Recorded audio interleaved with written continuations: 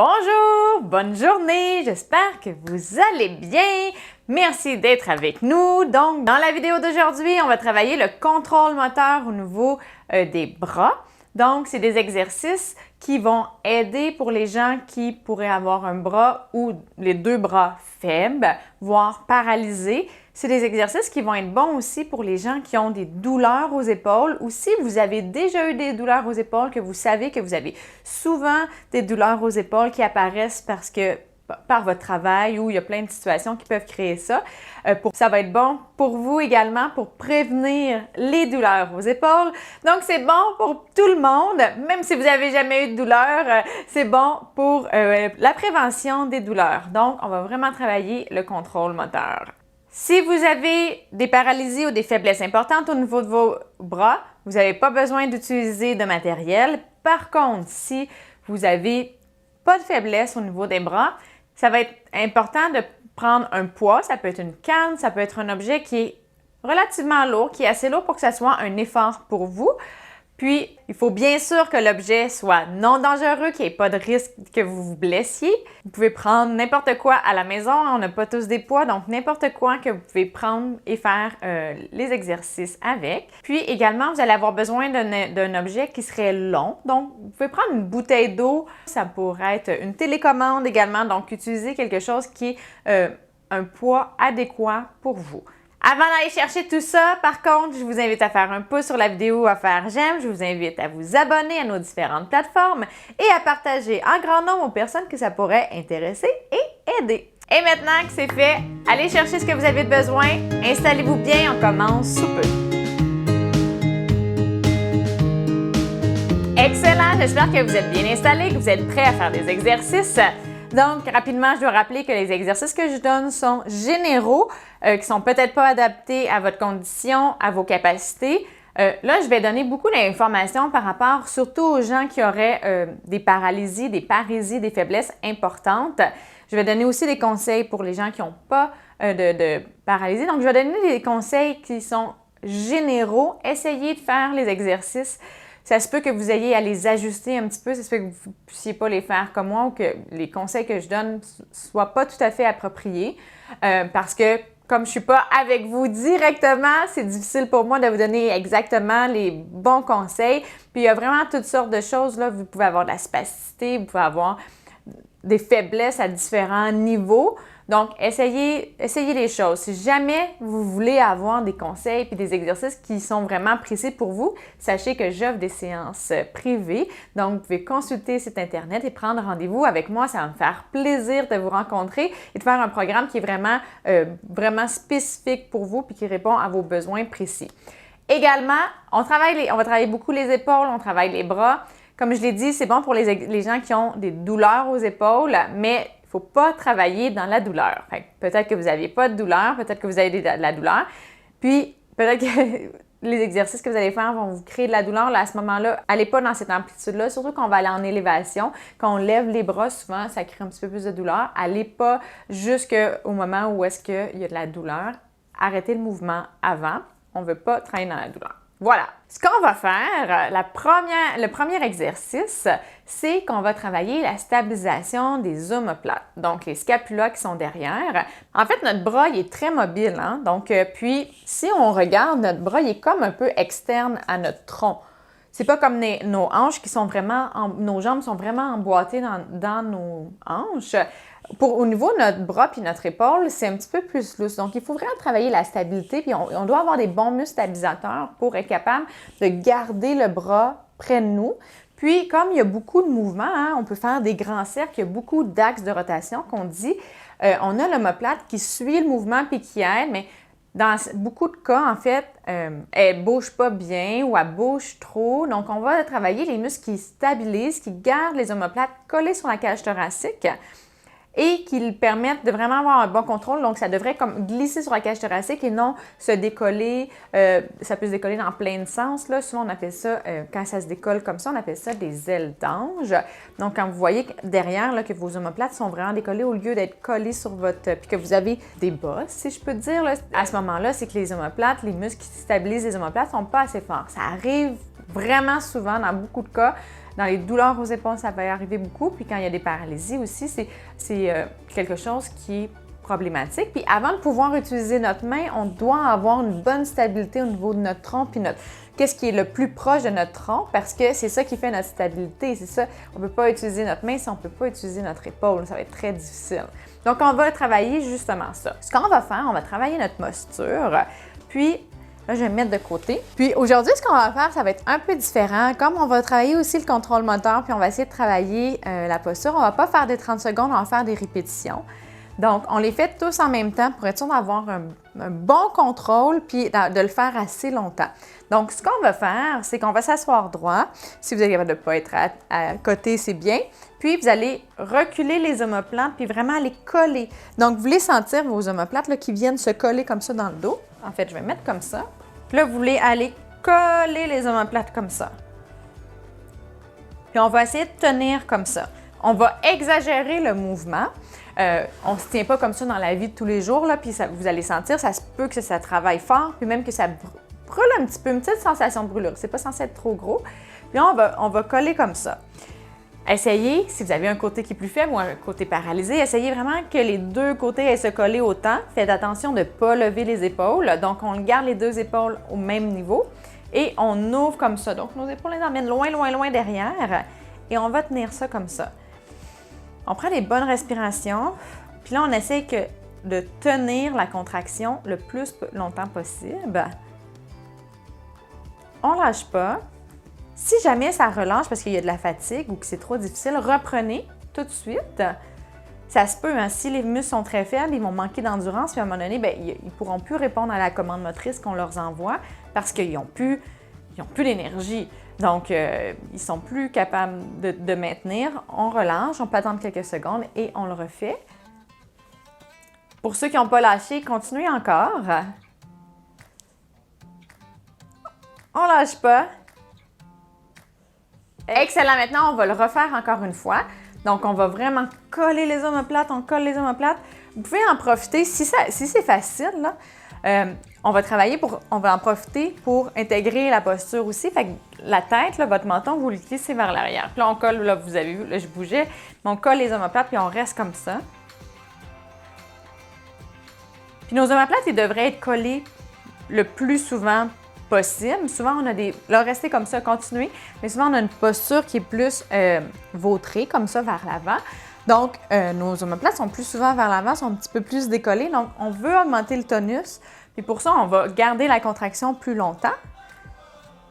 Au lieu de faire des mouvements, je vois souvent les gens, ils vont faire des mouvements beaucoup, mais ça ne va pas travailler les muscles posturaux de la façon qu'eux travaillent en général. Hein. Nos muscles posturaux, c'est la posture. Puis quand on est la posture, on ne bouge pas tout le temps comme ça. On est stable, on essaie d'être stable. Donc, notre contraction, elle doit être constante puis pendant longtemps. Fait que c'est le principe. Tous les muscles que vous voulez travailler, là, qui sont posturaux, quand vous voulez travailler la posture, il faut que vous mainteniez la contraction pendant plusieurs secondes et non faire juste des répétitions. Un biceps, c'est pas un muscle postural, donc il nous aide à bouger, à se mouvoir. Donc quand on fait des biceps, on travaille comme ça.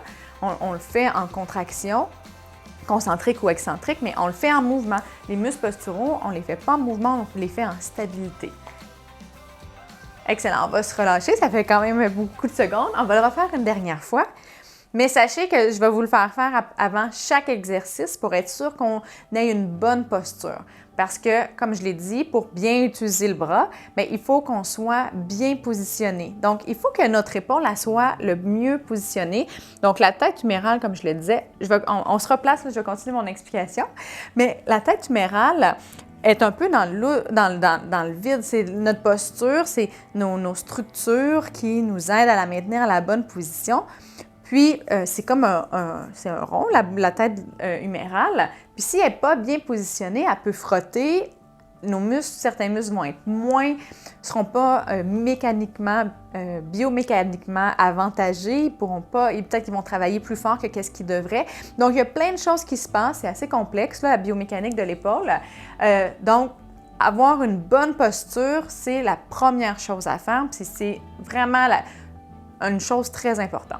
quand on a on a un AVC, qu'on a la sclérose en plaques, lésions médulaires, on a aussi tous les muscles du tronc là, qui vont être affectés, qui vont nous empêcher d'avoir une bonne posture. Fait que vraiment, on va essayer de travailler la posture le plus souvent. C'est souvent la cause de beaucoup de problèmes qui arrivent à long terme, en dehors de votre AVC ou de la lésion médulaire ou de la condition neurologique ou même dans la vie en général. Il y a beaucoup de gens qui ont des douleurs même s'ils n'ont pas de condition neurologique parce qu'on n'a pas une bonne posture.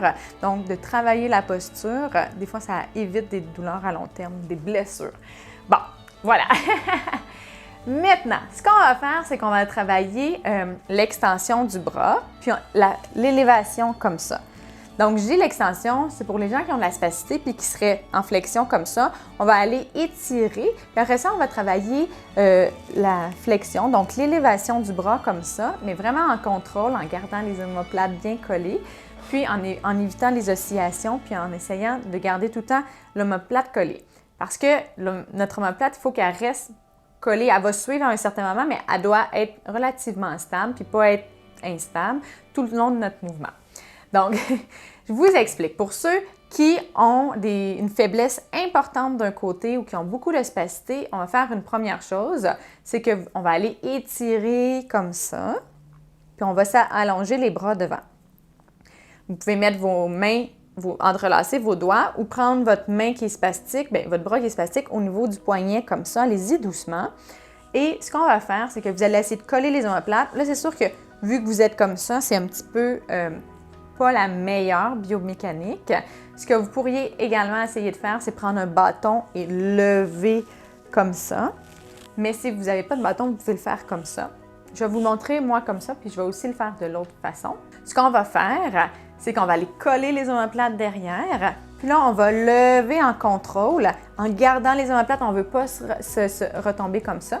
Ça va travailler votre tronc également, parce que plus vous levez haut, plus votre tronc va avoir tendance à se pencher parce que plus la gravité va agir. Donc, on essaie comme ça. On se tient bien droit.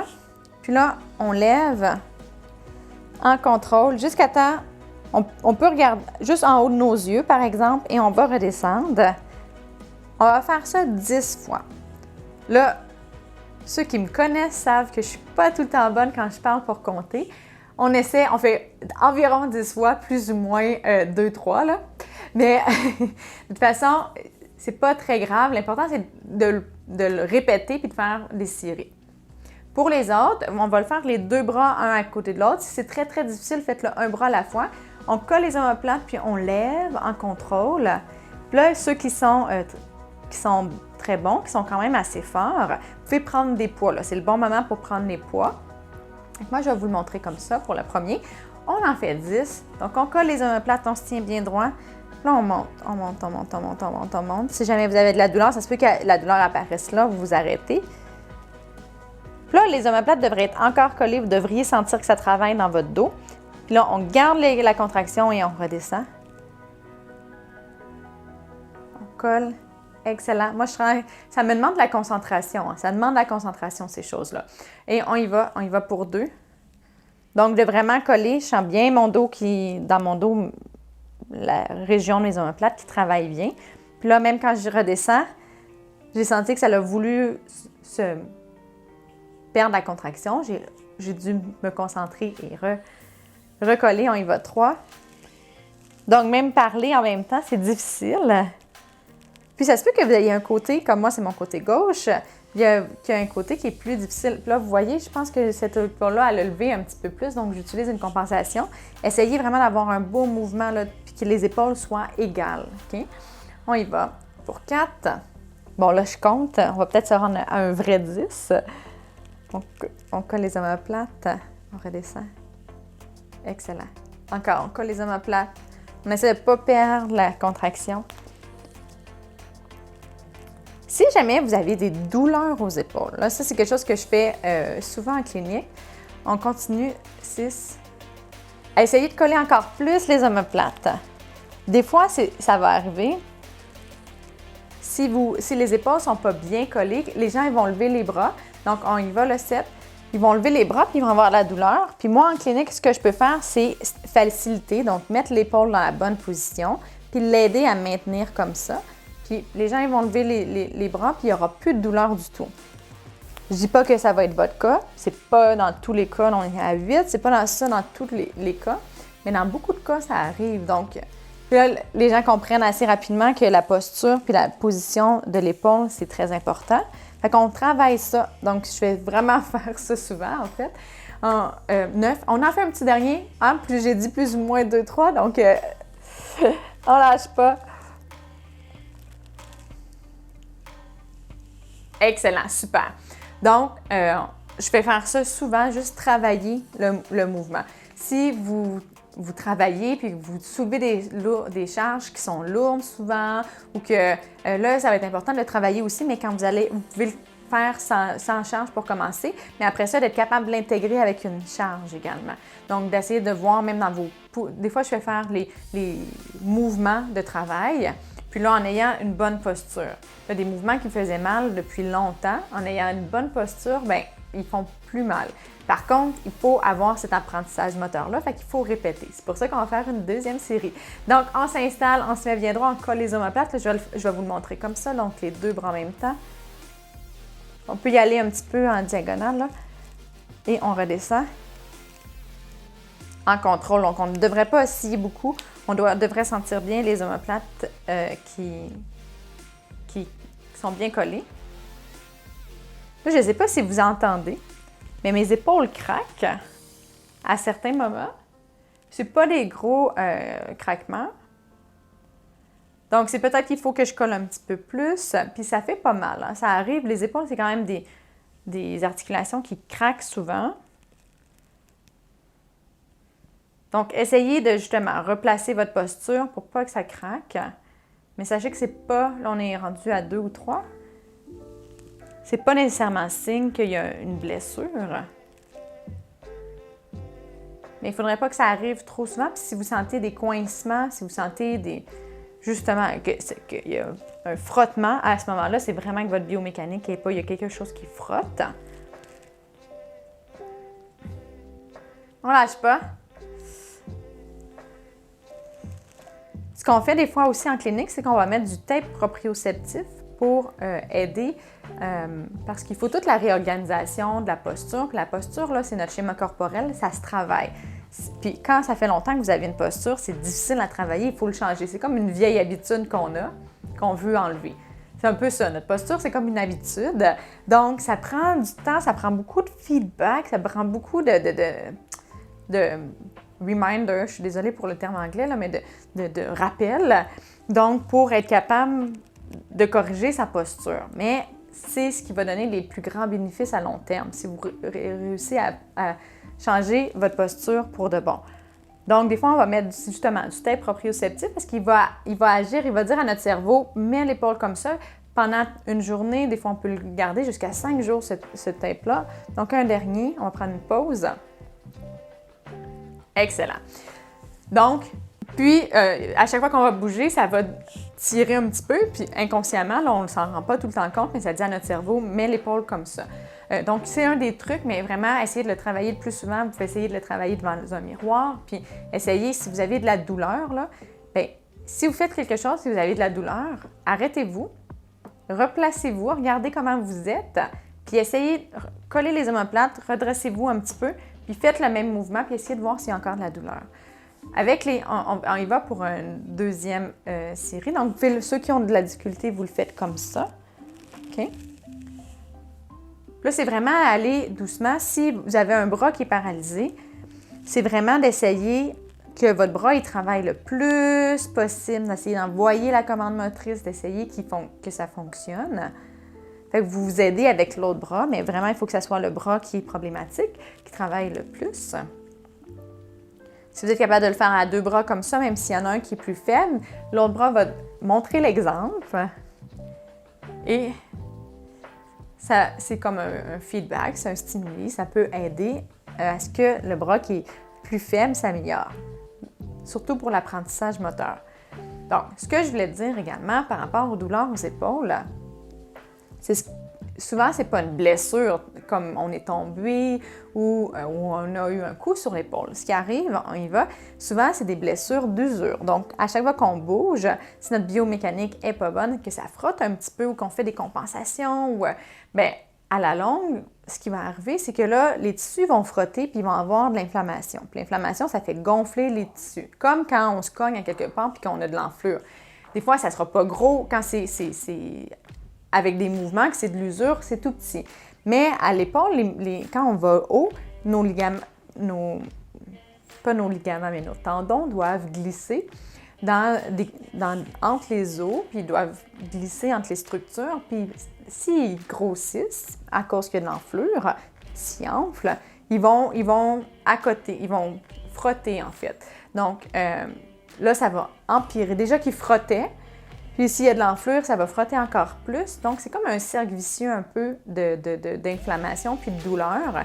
Puis là, on va vraiment avoir des douleurs qui vont être plus grandes, qui vont être incapacitantes parfois. Là, on va avoir vraiment des sensations de coincement. Donc, c'est important de travailler la biomécanique, puis de faire attention et de le travailler le plus souvent possible. Fait que dès que vous avez une sensation de « oh, ça coince » ou « oh, je sens que c'est… » replacez-vous, travaillez spécifiquement sur ce mouvement-là. On fait un petit dernier. J'ai aucune idée comment on en a fait. J'espère que vous comptez, mais même si on en fait plus, hein, c'est vraiment pas grave. Excellent. Donc, maintenant, ce qu'on va faire, là, c'est un exercice qui est un petit peu plus pour ceux qui ont des paralysies. On va essayer de travailler le biceps. Puis on va faire des mouvements, ceux qui ont de la spasticité, vous savez, il y a des schèmes de mouvement, donc en flexion ou en extension. Au niveau du bras, on est plus souvent en flexion comme ça. Pour ceux qui sont en début, puis qui n'ont pas beaucoup de retour moteur, on va essayer de stimuler ce mouvement-là, justement, de flexion, d'emmener un objet à la bouche. Puis on va aller essayer de sortir du schème, on va aller en extension. Pour ceux qui sont forts, ce que je vous propose, c'est de prendre un poids, puis de faire de la flexion comme ça, puis de redescendre en contrôle, comme ça. Vous allez garder l'omoplate, l'épaule bien derrière, et on travaille comme ça. Et vous allez faire de l'autre côté également. Donc, moi, je vais le montrer pour ceux qui veulent travailler le retour moteur ou qui n'ont pas beaucoup de force. Je ne le ferai pas avec des poids. Ceux qui le font avec des poids, vous faites la même chose, en fait. Donc, ce qu'on va faire, c'est qu'on va aller se mettre droit, bien sûr, puis on va essayer d'aller emmener la main au niveau, on va faire une flexion de coude et on redescend en contrôle. Là, si vous êtes capable de ne pas vous tenir, quand on descend en contrôle comme ça, on fait de l'excentrique, c'est encore notre biceps qui travaille. Si vous avez beaucoup de spasticité, votre triceps va devoir travailler, vous allez devoir contrôler la spasticité pour essayer de sortir du schème de mouvement. Donc, on va travailler le contrôle moteur comme ça. Pour ceux qui n'ont pas de troubles neurologiques, qui n'ont pas de spasticité, vous allez travailler votre force. Donc, utilisez un poids qui est adéquat pour vous. On fait ça 3 fois 10 de chaque côté. Donc, si vous avez besoin de vous aider, on y va comme ça. Et on redescend en contrôle. On allonge, on allonge, on allonge. On sort du schème. Et on y va. 2. C'est peut-être un exercice un petit peu plus facile. Ça demande moins de contrôle moteur, faire de la flexion d'épaule, parce que flexion de coude, 3, parce que c'est dans un seul axe. Donc, comme l'épaule, c'est très complexe. 4, c'est plus difficile. 5. Donc, je vous rappelle, hein, prenez des poids si c'est facile pour vous. 6. Si vous avez un seul côté, 7, qui est faible ou paralysé. De l'autre côté, vous pouvez prendre un poids parce qu'on va quand même faire les deux côtés. Ça vaut la peine que vous fassiez les deux côtés. Je pense qu'on est à 9. On en fait un dernier. Donc, essayez, je vais quand même lentement. On essaye quand même de ne pas aller trop vite. Donc, essayez de suivre ma vitesse un petit peu. Ceux qui n'ont pas du tout de problème neurologique, vous faites essayer d'en faire un petit peu plus. Vous allez aller un petit peu plus vite, mais sinon, le contrôle, plus on va lentement, notre muscle travaille fort aussi quand on va lentement. On va de l'autre côté, on se met bien droit, on y va. 1. Donc, je vois ça souvent, là, les gens qui font des mouvements très rapides. 3. comme pour se débarrasser des exercices, surtout quand je dis « OK, on en fait 10 ». C'est pas comme quand je dis « on en fait 30 secondes ». Là, je sais pas si vous allez un petit peu plus lentement pour en faire moins, mais c'est pas nécessairement bon d'aller rapidement, à moins quand on travaille la puissance, parce que la puissance, c'est la force fois la vitesse, donc on veut avoir de la vitesse. Mais quand on veut travailler le contrôle moteur, on veut aller lentement. Même la force, on veut pas aller trop vite. On lâche pas.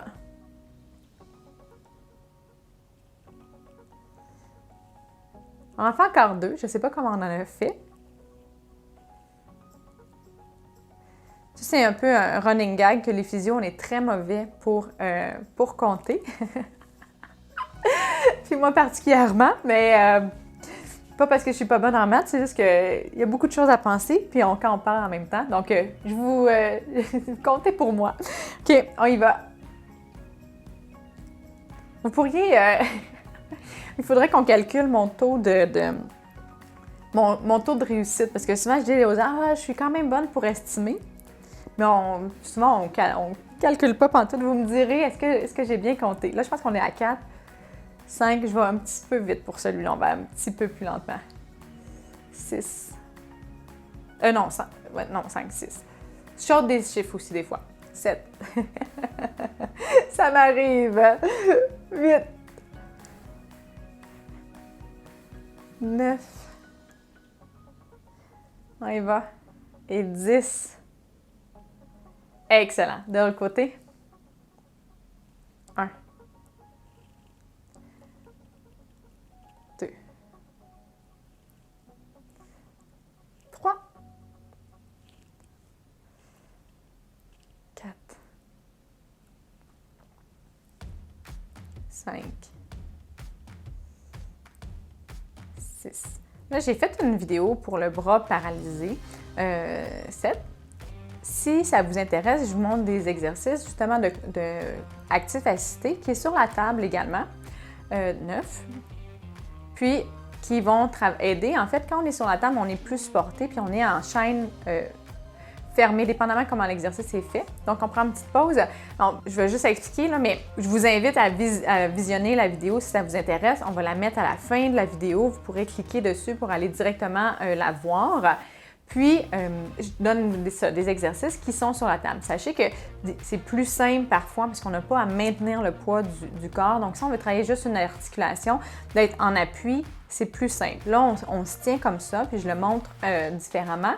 Mais si c'est trop difficile pour vous, vous pouvez faire les exercices que je donne. Je donne 3 exercices dans cette vidéo-là, puis j'explique aussi c'est quoi la paralysie, les parésies, puis qu'est-ce qui cause ça.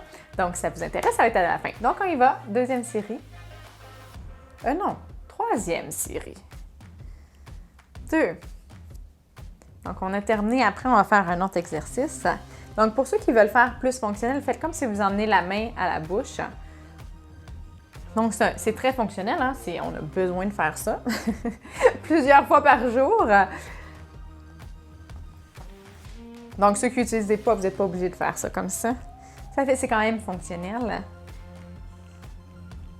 Oh, on doit être à 5. J'ai complètement perdu le décompte pour cela. Je pensais que je vais avoir un bon taux de réussite. On lâche pas. Là, on sera à 7. Pas trop vite. Vous voyez, même moi, il faut que je me corrige. Hein? On ne fait pas les exercices tout le temps parfaitement. C'est tout à fait normal. Des fois, on part dans des idées. Des fois, on écoute de la musique. Puis là, on perd un petit peu notre concentration. C'est pas bien grave. On se reprend. C'est normal de pas tout faire parfait. Puis de se reprendre. C'est tout à fait humain. Et comme là, si on voit que notre posture est plus adéquate, on se remet droit. On y pense. Puis on se corrige, puis on s'améliore. C'est comme ça qu'on progresse. Fait que sachez que même si, c'est ça, si vous ne faites pas les choses tout le temps bien, vous dites « Ah, moi, j'arrive pas à en faire beaucoup » ou beaucoup qui sont bien, c'est normal.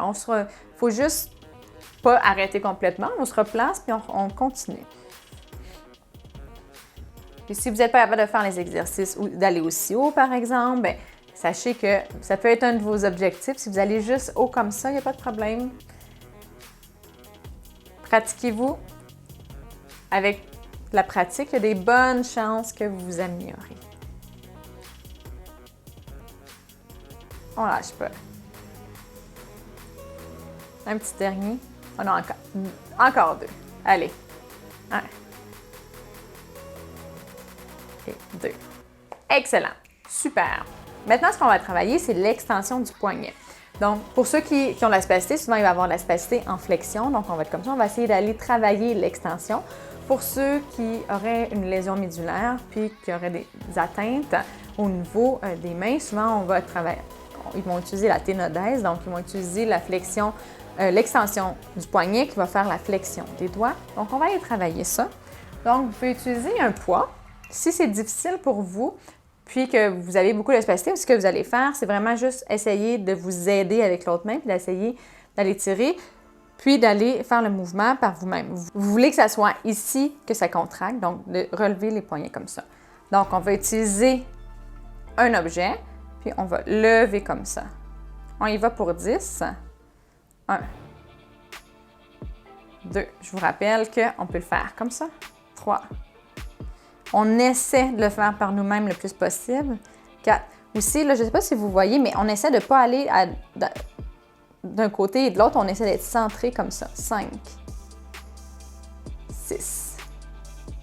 Donc, on voit souvent, on appelle ça de la déviation. 7. 8. On essaie justement qu'il n'y ait pas cette déviation-là. Là, on travaille le contrôle moteur, on veut être bien aligné. Parce que nos muscles, ils doivent nous stabiliser, qui sont d'un côté et de l'autre, ils doivent co-contracter pour stabiliser puis mettre le poignet dans le bon angle. Le poignet aussi, c'est une articulation qui est complexe, qui a beaucoup d'axes de mouvement. Donc, on veut faire le mouvement qui est droit. Donc, je vais le faire, on le fait de l'autre côté. Donc, 1, 2. Là, je vais le faire sans poids, mais c'est la même chose avec le poids. 3, 4. Je vais vous le montrer avec le poids. Ça va être plus difficile même de contrôler. Là, dépendamment le poids, comment il est réparti. 5, 6, 7, 8, 9 et 10. Excellent. De l'autre côté, donc on peut le faire sans poids. Je vais le faire sans poids.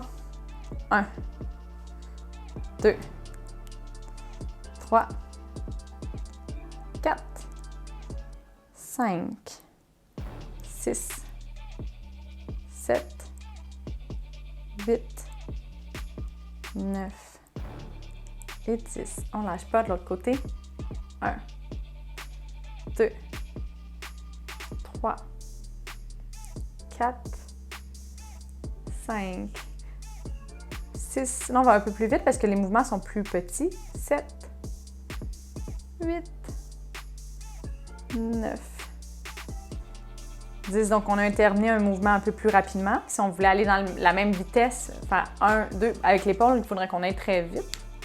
Donc, on essaie quand même qu'on soit en contrôle. Si ça va trop vite, allez plus lentement, faites-en 10. Donc, on a fait 2, 3, 4, 5, 6, 7, 8, 9, 10. Sachez que vous pouvez vous mettre en appui. Vous n'êtes pas obligé de le faire comme moi, mais vous allez travailler aussi l'épaule. Donc, on y va. 1, 2. Si vous le faites comme moi. 3, 4, 5, 6, 7, 8, 9 et 10. Excellent. Dernier exercice, on va faire de la prosupination. Donc, on va utiliser un objet, idéalement qui est long. Donc, comme j'ai dit, un marteau, ça peut être moi, je vais utiliser une bouteille d'eau. On va se mettre le bras le long du corps, puis ce qu'on va faire, c'est qu'on va tourner comme ça d'un côté et de l'autre en contrôle. Et on fait ça 10 fois. Donc, ça aussi, ça change des schémas. Si vous avez beaucoup de spasticité, ce que vous pouvez faire, c'est pas avec un poids, puis vous essayez de le faire par vous-même. Vous pouvez vous aider avec votre autre main, comme ça. On y va. 1, 2, 3, 4. On est bien en contrôle. 5, 6, 7, 8, 9 et 10. Excellent. On change de côté. Là, plus vous allez mettre, si vous le mettez, vous avez un objet long, plus vous allez le prendre au milieu, plus ça va être facile. Plus vous le mettez loin, plus c'est difficile. Donc, on y va. 1. On essaie d'aller le plus loin possible dans les deux directions. 2. 3. D'être vraiment en contrôle. 4. De ne pas laisser tomber l'objet. Aussi, faites attention. Souvent, ce que je vois, c'est que les gens ils vont faire comme ça. Faites pas ça. On garde le coude collé le long du corps. Puis c'est vraiment juste l'avant-bras qui travaille.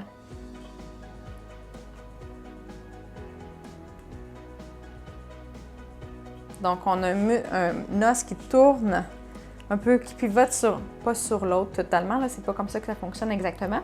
Mais c'est ça, il tourne comme ça pour nous faire faire la pronation, supination. Là, j'ai perdu le décompte. On en fait un petit dernier. Excellent. On va de l'autre côté. Donc, on se replace droit. On colle bien le coude et on y va. 1. 2. Encore une fois, on essaie que notre poignet il soit stable, qu'il soit en ligne avec notre avant-bras. On lâche pas. 5. 6. Ça travaille fort, moi je le sens bien. 7. C'est pas des choses qu'on fait souvent. Donc, c'est bon de faire ça. Si vous avez des faiblesses et que vous utilisez souvent vos bras, comme je l'ai dit, là on parle souvent des épaules, mais des autres articulations aussi. Mais à la longue aussi, il va y avoir des blessures. Là. Donc, on veut vraiment là, travailler sur le mouvement, puis avoir un bon contrôle, puis un bon alignement. Donc, on change. Donc, on y va. Donc, que le poignet soit bien droit, puis que ce soit vraiment juste la prosupination qui se fasse. Donc, quand on est comme ça, la paume vers le haut, on appelle ça de la supination, comme si on voulait supplier. Puis quand notre paume est vers le bas comme ça, bien, c'est la pronation, comme si on voulait prendre quelque chose. C'est le petit truc pour s'en rappeler. Donc, si vous lisez des choses, si vous voulez vous chercher des exercices pour les poignets, sachez que vous pourrez savoir de quoi les exercices parlent.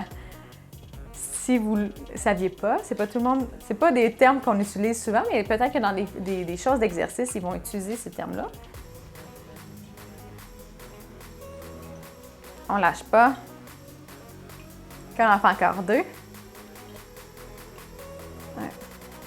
On va en contrôle. 2. Excellent. On change. Dernière série. On y va. 1. 2. 3. 4.